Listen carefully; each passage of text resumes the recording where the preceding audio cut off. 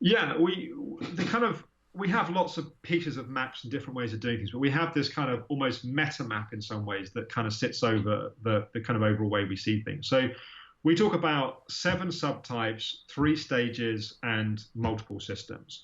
And so subtypes we break down into psychology subtypes and nutritional kind of physical subtypes. There's obviously crossover, and the danger when you start using maps is nothing is ever this simplistic, and it's a little bit like if you want to get from London to California, and you look on a map and it looks pretty straightforward, but you zoom into that map and it's like more roads and more roads, and so it's like it's a little bit like taking a 30,000 degree view of things. I recognize that it may sound oversimplistic, but I think it's a helpful way of breaking it down. So in terms of psychology subtypes, we talk about an anxiety subtype. Anxiety subtype is where we have a kind of sense to overthink and worry about things in a way which tends to overstimulate the nervous system. We have an achiever subtype, which is where we define our self-worth by what we do and what we achieve. So we have a tendency to focus on the external thing that we are trying to accomplish over the internal experience of actually how that feels or where we are. We have a helper subtype, which is where we tend to define our self-worth by our helpfulness towards being there for other people. And so you could see that in someone pre-ME/CFS of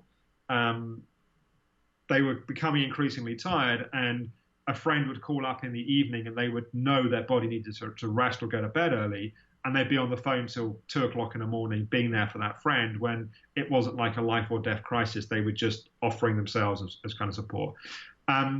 We talk about a trauma subtype on the psychology side, and that can be trauma with a big T, like it's like a significant life event that's happened, like physical or sexual abuse or being in a war zone or something like that.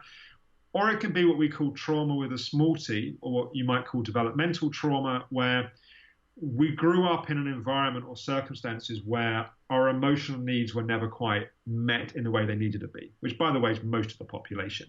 And what that does is it gives a sense of never really feeling quite safe in the world. Like we didn't get... You see with... we just got a puppy a few months ago, and it was fascinating when the puppy arrived. And, she was 10 weeks or something old at the time, little Dachshund, little sausage dog, and she was like literally kind of shaking. And she was in my wife's hands, and over that first couple of days, you could just kind of see the settling and the soothing of that kind of bracing and shaking. And then you'd go to a different circumstance, it would kind of start, and there was a kind of, you could literally see the soothing of that kind of trauma and the settling of that.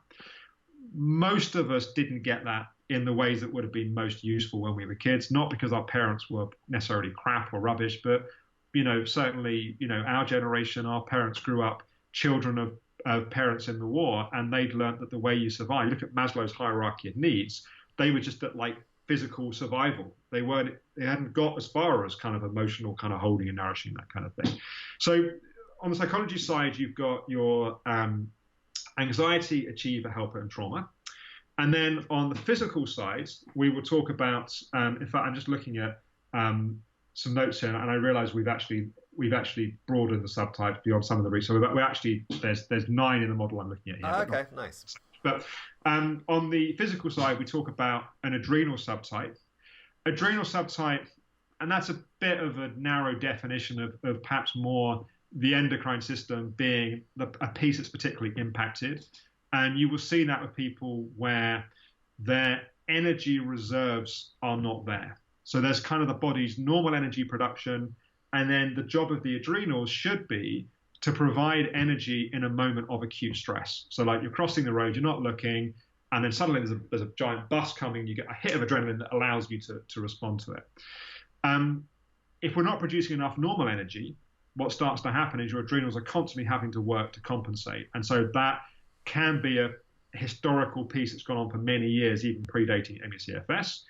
We talk about an immune subtype, and in the immune subtype, you'll tend to see that someone has had a history, perhaps as a kid, they had lots of they were the person that always caught the colds and the flus that were going around. So their immune system was a bit underactive, or you'll see an almost overactive immune system where someone's tending towards lots of intolerances and allergies to, everything from pollen and kind of, grass to perfume to food or whatever it may be.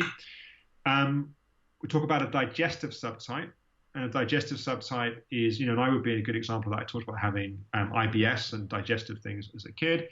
That's relevant to ME/CFS, but in the most simple ways, if you're not breaking down food, it's food. It's like having a car that has a fuel tank that's got a leak in it. Like you're just not absorbing, you're not getting what you need.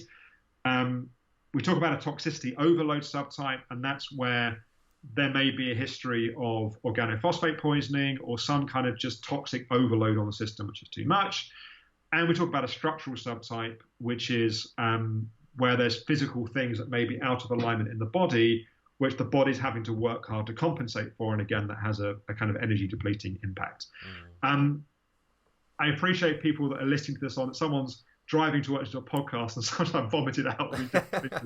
It's worth saying, and I'll come to the stages and the symptoms in a minute, but we have a very good information pack, which is completely free at the optimumhealthclinic.com, and that using diagrams and kind of descriptions explains this in kind of easy to digest detail. So if someone is interested and wants to understand it, that would be the best place to go to get it.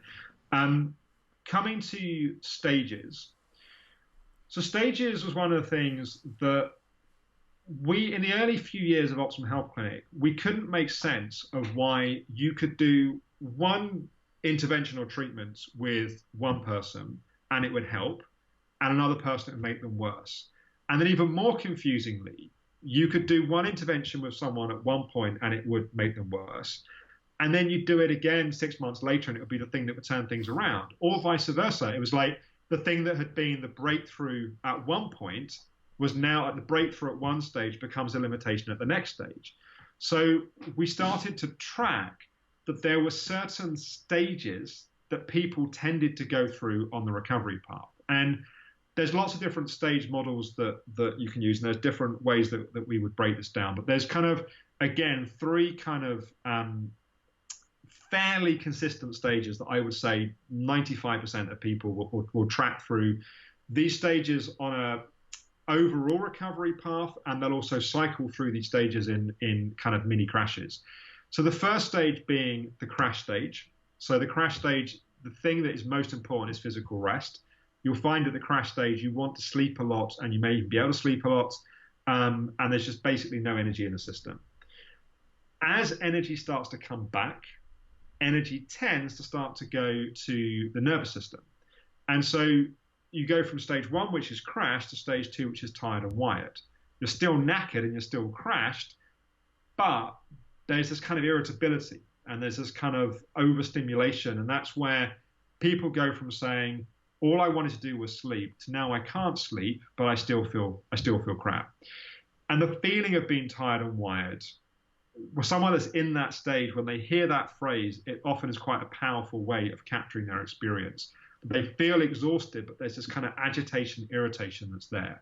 So tired and wired, one of the key pieces is actually that calming of the nervous system, because that's what allows the energy into the nervous system to then actually come back into the wider healing process.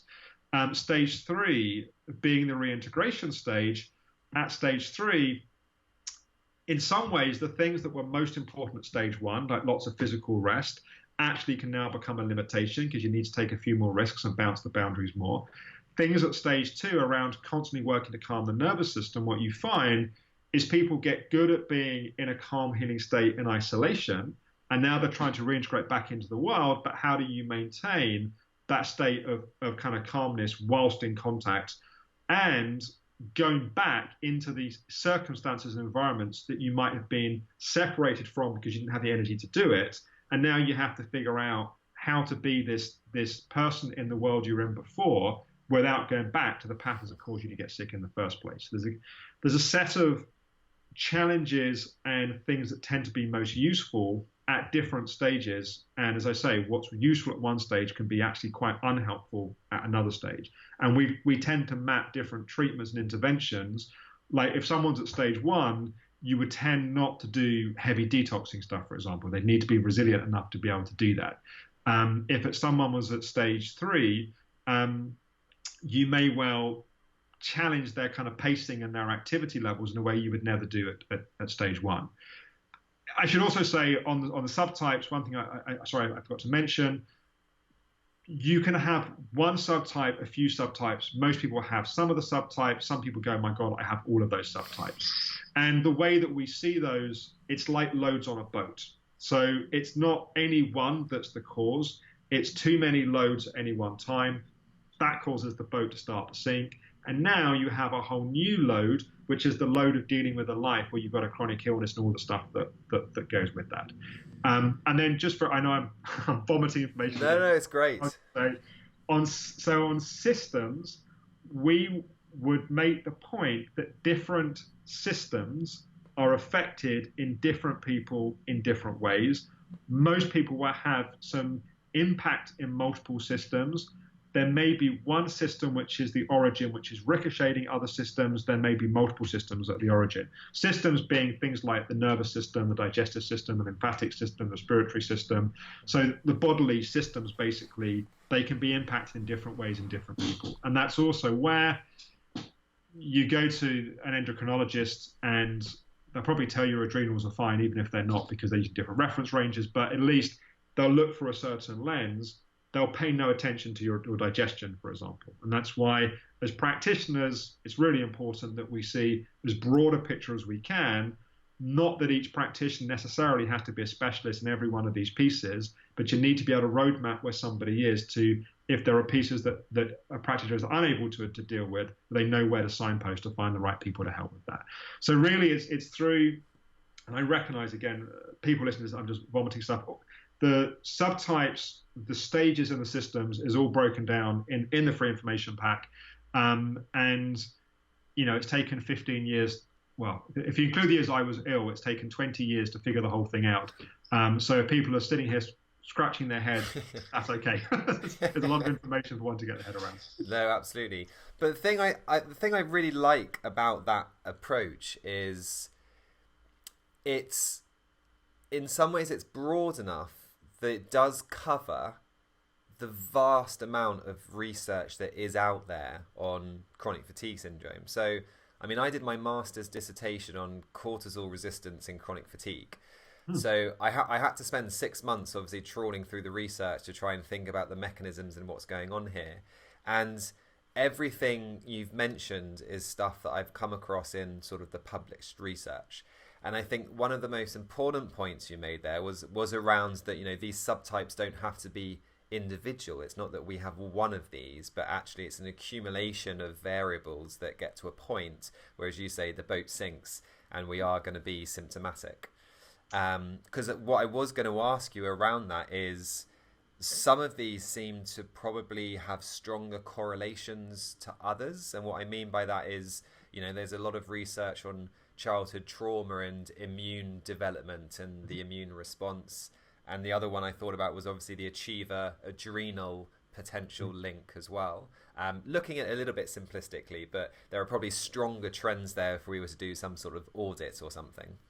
Yeah, it's interesting you say that. So I mentioned in the early years of Optimum Health Clinic, we had some key principles of things that we did understand and we were working with. Like, there's a particular psychology pieces around calming the nervous system and working with emotions that were there from day one. And there were certain things on the nutrition side that were there from day one. And I mentioned that there was quite a lot of like slinging mud at the wall and just kind of seeing what kind of stuck and what kind of made sense. And then about 9 or so years ago, we then started to actively go, well, we need to start publishing research to back up what we're doing. And we did a few papers where we went out and we were actually, let's go and trawl all the research that's already been done and let's see if we can retrospectively fit it to the model that we've come up with. And we were quite pleasantly surprised that the reason why some of this mud was sticking at walls, we were throwing it out. there's on the optimumhealthclinic.com, there's a research section, there's a tab publications. You can go, and quite a lot of the publications we've done are open source, so you don't need to access passwords to access journals. There's one we published in the Journal of Integral Theory and Practice, which certainly looks at the subtypes and looks at the evidence and research around that. We've then more, over the last kind of 5 or 6 years, more recently started to proactively go out and then do the research to build the evidence behind stuff that we're now pushing frontiers and pushing boundaries in terms of what we're doing. But there is, as you said, there's a surprising amount of evidence for a lot of the pieces that I've been speaking to. And you're absolutely right. There is a lot of interconnection, and that's also where having a team of psychology practitioners and a team of nutrition practitioners, that dialogue between those when cases are being shared is so important, because you could look at, you mentioned cortisol resistance, you could look at adrenal fatigue as a purely physiological piece. And you could look at it simply from the case of how are you going to support the adrenals, and you could miss the importance of protein and diets in that process. You could also completely ignore that I've seen people with pretty severe, at least in the way that we would measure it, severe adrenal fatigue, be given the right adrenal support, and almost overnight, their energy starts to come back. The problem is they just get more and more anxious and more wired, to the point that they almost go a little bit loopy, because they haven't learned how to switch off the nervous system and to calm the whole thing down. I've seen people recover from adrenal fatigue without taking a single supplement, by the case of learning to calm the nervous system and let it self-regulate and let the system calm and heal itself. So you have to make all of these connections, and sometimes what can be very obvious in terms of what's happening on a physiological level, the thing that actually makes a difference in terms of resolution can be quite unobvious sometimes, and can be several steps removed in terms of the chain, but it can be the piece which actually is necessary to make the difference. Yeah, absolutely. And I like what you said around, there's a ripple effect where there might be one core system which has the most significant imbalance, as it were, but that ripple affects into some of these other systems, and then a multi-system approach at some point within the overall program is probably going to give the greatest chance of success ultimately. And that adrenal after you.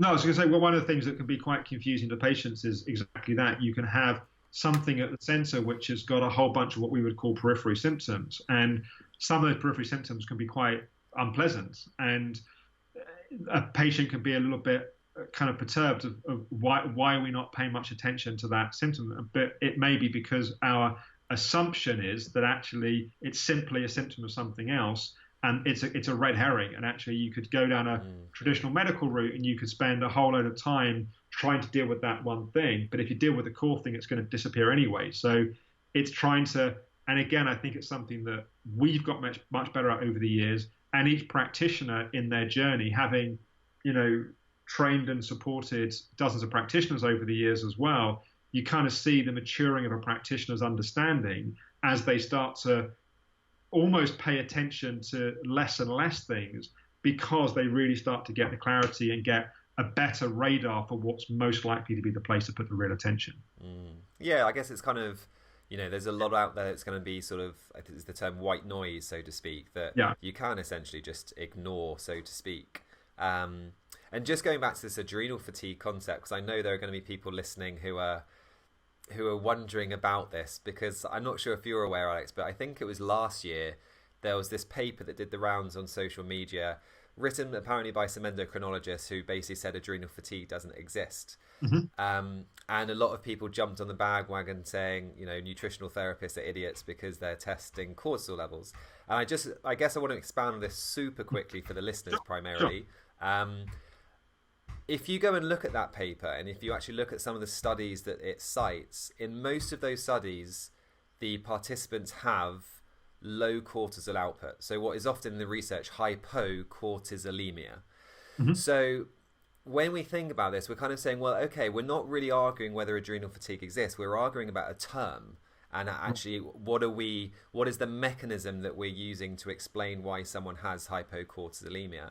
And there's a really great paper in I think it's Psychoneuroimmunology, the journal. And the theory was that in a lot of people, low free cortisol, which is what we're seeing in kind of these saliva tests that a lot of us nutritional therapists might run, is actually a deliberate adaptive mechanism to free up immune reserves to deal with a chronic infection the immune system has been struggling to deal with. So I think it's a really interesting concept, and I just wanted to, I guess, touch on that briefly, because obviously it's a podcast in its own right, it's adrenal kind of function. But I do think it's a big part of it. And again, if you go and look at the research on chronic fatigue syndrome, there's a wealth of information out there on cortisol levels in chronic fatigue. And the general trend is towards hypocortisolemia, which we just term adrenal fatigue. Yeah, so I think you put it very eloquently. It's interesting. I'm in a somewhat fortunate position, having Optimum Health Clinic as basically probably right to say, the largest, if not one of the largest laboratories in the world of just human guinea pigs that have every chronic fatigue and related symptoms. And I'm a very big fan of research. I mean, that's why I ended up giving the whole organization to charity, so we could actively progress the research. So I'm absolutely committed to the value of that. But sometimes there are things that you see clinically that the research disagrees with. And I think a number of examples come to mind.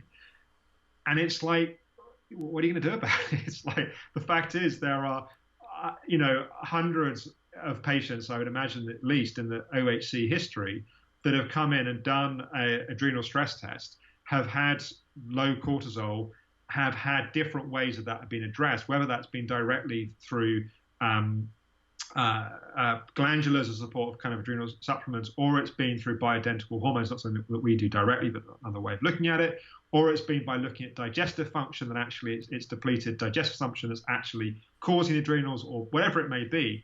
But the fact is that information points us towards certain things. We do those things, and people tell us that they're getting better. And it could be placebo on the largest scale you've ever seen. But the fact is that these people have done numerous things in the past that didn't seem to have the placebo effect. So either our practitioners are deeply charismatic and hypnotic, and nothing else is, or the fact is that whether people like it or not, that's the clinical reality. And that's actually, it's been very helpful and fascinating over the years to have the confidence to go with the conviction of what's the observation. And we have case study meetings on, I think in the nutrition department, a bi-weekly basis, and we have every few months the entire company get together and pick apart stuff. And the patient's lived experience, it clearly tells us that there is, whatever we label it, and whatever anyone may say about it in the medical world, people are significantly benefiting from that way of approaching things. And I think there are things that we know clinically work now, that the way that the mechanism we think of how it works may be totally incorrect and may be disproven, and we will discover it's a different mechanism, either directly or indirectly, that's the thing that's doing it. And other things that we know that work, and we haven't got a clue why it works. In many ways now, I would argue the research needs to catch up with the clinical reality, because there are a lot of things that clinicians are doing that they know are helping a decent number of people that we can't yet fully either give the evidence for or even fully explain. And that's research takes time, it costs money, and it moves slowly. Yeah, and I think that's actually a really good point around sort of clinician confidence in that they're getting results with clients using a certain approach, even though the research might not quite align with that. Because that's been a huge stressor of mine over the years. Being in the nutritional therapy world, there does seem to be, and although it's getting a lot better, there has been this, let's just say, divide sometimes between conventional medicine, I'm just going to call them conventional practitioners compared to the nutritional therapists and the alike. And I've never really known where to stand. I haven't had that conviction until a little bit more recently that these dietary approaches or these supplement protocols as such should be used because the research isn't yet there. Whereas now I'm a lot more comfortable with the fact that, okay, look, this has been working clinically. just because there isn't the research doesn't mean I should change this, because that's just a massive disservice to my clients. I mean, I look back, the early 3 to 5 years of Optimum Health Clinic, and I find myself somewhat staggered by my level of, I don't know if it was arrogance, but certainly, I mean, I'd suffered from an illness for 7 years, which I'd either been told didn't exist or I was never going to recover from by medical people. And in that time, I've got some of my very best friends are doctors these days. So I have a totally different attitude towards it. But back in those days, I just thought all doctors were idiots. And I felt like I knew more than, at least to do with any chronic fatigue, I felt like I knew more than any of them. And there was a kind of courage stroke, arrogance stroke, maverick attitude that sustained us long enough that we actually started to really figure some things out that had enough grounding that perhaps when I matured enough to realize that my kind of FU attitude to the whole medical world wasn't particularly mature and wasn't particularly helpful and was actually quite flawed in places, that enough progress had been made that there was enough then confidence in those things. And I do think, and I think now when practitioners come and work with Optimum Health Clinic, they get to kind of borrow from that 15 years experience that we have, and that gives them the confidence to use protocols in ways they might not otherwise have done.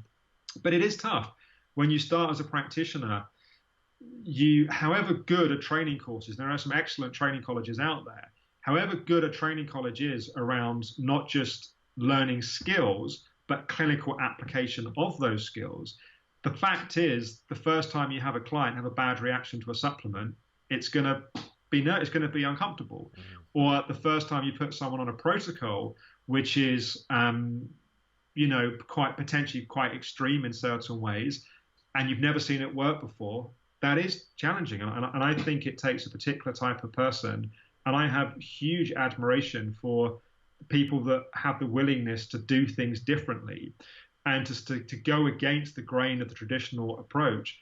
Most of us do it because we've been compelled by our own life experience, either personally or with people around us. But it takes courage to be a practitioner and to, especially when you have clients come in and say, I went and saw my doctor last week and said it's all a complete waste of money that you're doing and you're a con artist. And what do you say to that? It's, it takes courage to stand up for what you believe in and to be confident enough, but also humble enough to learn along the way and to recognize, as I said earlier, in many ways these days, I recognize I do know how much we know, but I also recognize how much we have to learn, and you have to find that balance with that. Yeah, definitely. I seem to have these, as most people I'm sure do, have these kind of peaks and troughs of confidence in regards to, it's like, yeah, I get this now. And then you find this new big nugget of wisdom and you realize, no, I know absolutely nothing. It's a very funny experience, actually. I don't do so much these days of client sessions. I do a little bit, but I remember back in the day where it was the main thing that I was doing. I'd go on holiday for a few weeks and come back, and that first kind of couple of clients, I sit there going, beforehand going, holy shit, like, what am I doing? And then it was just like, it was like turning on a tap, and then suddenly the wisdom, it would start, you'd get in the flow. But it takes a certain guts and confidence to sit in that discomfort and uncertainty, obviously making the assumption that one has really invested in the training and the learning and the time that it's there to be drawn upon. Yeah, absolutely. And as you say, I think there's that other part which you may have just touched on around, it's not just that sort of research clinical experience component, but obviously there's a lot of stress, emotion, anxiety in the client with the condition as well that you've got to be comfortable sitting with as well. Yeah. And that's where, again, having, for want of a better word, kind of barriers in our own self-care. We could go down a whole conversation probably around that, which we won't for now. But I think that's another really important component when we're speaking or when we're supporting clients with these types of chronic conditions. Yeah, I'll just say a couple of words on that. Again, as I reflect on my own comments in this conversation, I realize that much of what I'm saying is a lesson of how not to do it. Like, don't move in with your clients. don't be in an intimate relationship with someone that you're working with on the same clients. Well, and if you do end up doing that, at least don't discuss them until 1 o'clock, 2 o'clock in the morning, when there are other activities that are perhaps better spent those times of day. Sleeping being one of them. And there's a kind of, what I say to practice, in our practitioner training program, and also practice work in the clinic, what I say to people is, in that hour, whatever it may be that you're with the client, you give them 100% of your attention and your presence, that you're there. And mindfulness and meditation is a great way of learning how to keep your mind present to what it is that you're doing. So for the hour of my time that someone has invested in, my job as a practitioner is to be absolutely present, and all the things that are happening in my life are absolutely unimportant and irrelevant in that moment. And in the time that you're dealing with, writing up, notes or doing the things, again, absolute 100% attention to focus and detail on that. And if there are cases you need to discuss with other practitioners or supervisors, again, so when you're in the role of practitioner, be 100% in the role of practitioner. But when you are in the role of husband or wife or father or mother or sister or playing football, with whatever it is that you're doing, you got to let it go. And sometimes, yes, you need to reflect on something and how you can improve, and if there's something, of course, there's a place to do that, but you have to be boundaried about that, because if it starts to eat into the rest of your life, you will reach a tipping point where you will be unable to give that 100% attention in the consultations, because you will become depleted and burnt out in of yourself. So you have to have that self-care well bedded down, because that's what allows you to give that full attention in the work that you're doing with people. Yeah, very well put. Got a bit of a soapbox there. No, that's fantastic. It's probably a nice concluding point, in all honesty, Alex, as well, because I know we've kind of run over a little bit already. So just, I guess, to summarize or to conclude, is there any sort of final points apart from that you just want to re-emphasize or conclude with? Yeah. Well, I suppose let me answer it in a couple of different ways. I think from the point of view of being someone suffering from, be it ME/CFS or fibromyalgia, or be it something completely different, recognize that there is hope. And that sounds like a kind of cheesy, kind of corny term to give. But I would strongly encourage going out there and finding people that have been on the journey and found ways out of it, or people that have had significant experience of helping people on the journey. And there is so much information out there. As I said earlier, you have to be the captain of the ship of your own recovery. You have to be the one that takes responsibility for directing that process. In terms of practitioners, I would say continue to be brave. It's hopefully what the story of the Optimum Health Clinic. I haven't really spoken publicly about the story, perhaps in some of the pieces that I might have been a little bit more embarrassed to talk about historically. There's enough years have passed these that I'm kind of happy to kind of throw it out there. But it's hopefully part of what comes across in that is that you learn from doing, not from endless analysis paralysis of and yes, you've got to invest in the learning and get the best training you can get, and consistently invest in CPD, and be obsessive about learning. All that stuff is obviously crucial, but ultimately, you learn through the doing of it. And one of my frustrations is, because the vast majority of these therapies are privately funded, unless a practitioner is good at marketing and building a practice, it's not so easy always to get clients. And it's, if you're really good, you eventually build a client base through word of mouth. But in many ways, the more clients you see, the better you get. And there's a lot of, I think, potentially excellent practitioners that never do the volume of hours they need to do to really hone their talent, to really become what it is that they could become. So, yeah. Yeah, that's a huge be brave, point. get yourself out there and clock up the first few thousand hours, and you get a lot better, and it gets a lot easier process. No, that's a really good point. I think I've had a few people sort of contact me over the years and asking around, what was my experience with a certain course or qualification, or they're wanting to get into the industry. And actually sometimes I say, look, you can go and spend that 10 grand, whatever it may be, on the course, but do just put some time aside to think about what is your current knowledge base around running a business? Mm-hmm. Because there's no point spending 10 grand on a course and then struggle to get a client a week, let alone a couple, 3 a day. So I do think that's a big missing link in a lot of these complementary medicine, if I use the term, professions when we are getting certified. So I think that's a huge point. Yeah, I totally agree, and that could be a whole other podcast Yeah. on just the kind of the ways to do that. But you're absolutely right. And just as a final comment, I think you have to play to your strengths and your talents. There are some people that are great at writing. I should say that you're an excellent interviewer. Thank you. And so that's clearly it's a good way for you in terms of kind of putting yourself out there, and a podcast is a good way to do that. There are people that are excellent at public speaking. They're much better in-person public speaking than they are, for example. So you got to find your strengths and play to your strengths, and you got to be consistent, and you got to be determined to get yourself out there, because that is crucial. And be brave, as you say, just with whatever it is. I think that's a big thing ultimately. To be able to get yourself out there requires courage in its own right. Yeah, that's right. And in doing that, you're modeling one of the things that you're asking your own clients to do, and don't be ashamed of that, and be willing to be uncomfortable. And that's the best practitioners are those that have not necessarily walked the same journey, but they've walked the journey they're on with courage and determination, because that comes through in all kinds of ways in the way that they talk to the people that they're helping. Yeah, it's a really nice perspective. I like that. Excellent. Well, thank you very much, Alex. On behalf of all of the listeners, also just thank you for all the work that you do.